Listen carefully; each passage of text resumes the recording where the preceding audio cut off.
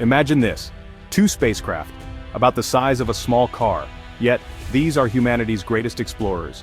Their names are Voyager 1 and Voyager 2. They left Earth in 1977. Nearly half a century they've been traveling. They are our eyes and ears in the deep dark cosmos. They carry our hopes and curiosity. They are true pioneers venturing where nothing from Earth has gone before. These tiny ships have a grand purpose. They were built to explore, to learn, to see what's out there, beyond our familiar blue sky, beyond the moon, past Mars, out into the realm of giant planets, Jupiter, Saturn, Uranus, Neptune. The journey is immense. Billions of miles through the cold, empty space powered by a kind of nuclear battery, and so the Voyagers sail on, silent ambassadors of humanity. The Voyager mission was born from a rare opportunity, a cosmic alignment. Once every 176 years the giant outer planets line up, Jupiter, Saturn, Uranus, Neptune. This special arrangement meant we could send a spacecraft on a grand tour, visiting all these worlds in a single trip. The key to the grand tour was a clever trick. It's called a gravity assist, or a slingshot maneuver. The Voyagers flew close to each giant planet. The planet's gravity pulled them in, bent their path, and flung them onward. Without gravity assists, the journey would take decades longer. So, in the summer of 1977, we launched. Voyager 2 first, then Voyager 1. It was a golden age of planetary exploration. First stop, Jupiter, the king of planets. A colossal ball of gas, more massive than all other planets combined.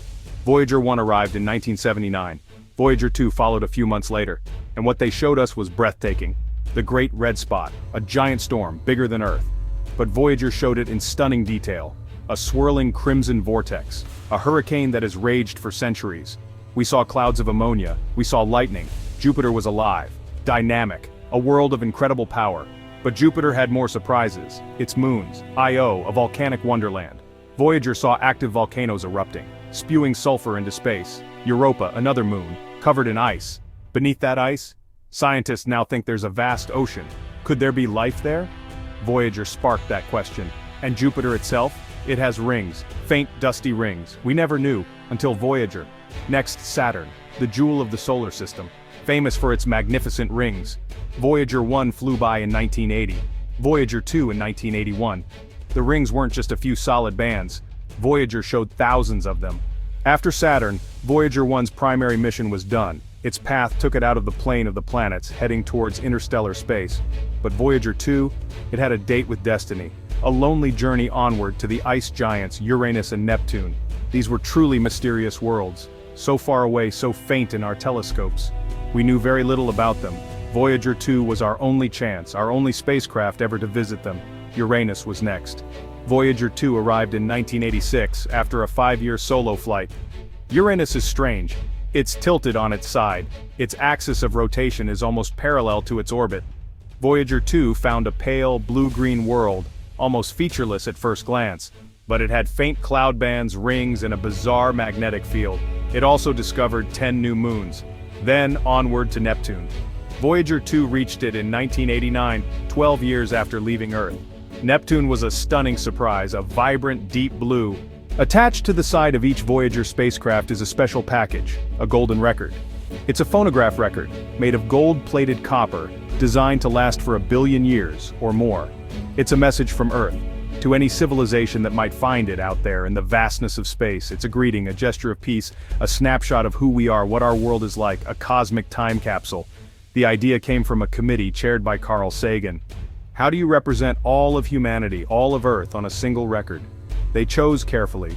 There are 115 images, pictures of people, animals, landscapes, DNA structure, our solar system. There are sounds of earth, wind, rain, thunder, whales singing, birds chirping, a baby crying, laughter, footsteps, a heartbeat. And then there's the music, a diverse collection, from Bach and Beethoven to Chuck Berry's Johnny B. Goode.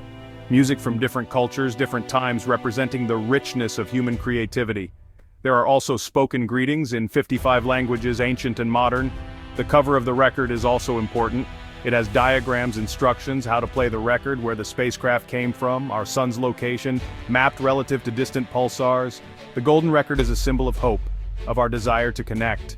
After their planetary encounters, the Voyagers kept going, faster and faster away from the sun. Their mission wasn't over, it entered a new phase, the Voyager Interstellar mission. Their goal to reach the edge of our solar system and then, to cross into interstellar space, the space between the stars. This was uncharted territory. No spacecraft had ever been there. We didn't know exactly what we would find. It was a journey into the unknown, a true exploration.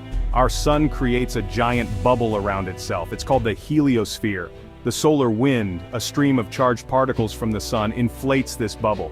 It pushes against the interstellar medium, the stuff between the stars. The boundary of this bubble is the heliopause.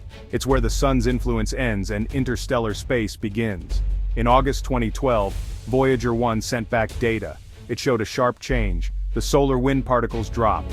Galactic cosmic rays, particles from outside our solar system, surged. Voyager 1 had crossed the heliopause. It was in interstellar space, it was official. Humanity had sent a probe into the space between stars. The Voyager missions have changed us. They have transformed our understanding of the solar system, from the fiery volcanoes of Io to the icy plumes of Triton, from the complex rings of Saturn to the strange tilted worlds of Uranus and Neptune.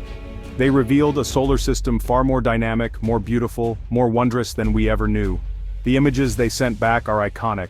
They have inspired artists, writers, scientists, and dreamers for generations. Their scientific legacy is immense. Thousands of scientific papers, countless new questions raised. The data they collected continues to be analyzed even today in 2025.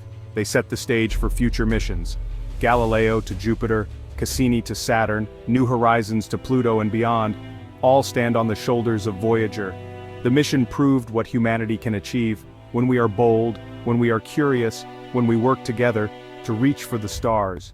It's a powerful message. And the Voyagers themselves? They continue their journey, silent now mostly. Their power sources are fading. One by one their instruments are being turned off, to save energy for as long as possible. But they will travel on for millions of years through the Milky Way galaxy, long after we are gone, long after Earth itself may have changed beyond recognition. They will be out there carrying their golden records, their message of peace, their story of a small blue planet, and the beings who dared to explore. The enduring legacy of Voyager is one of inspiration.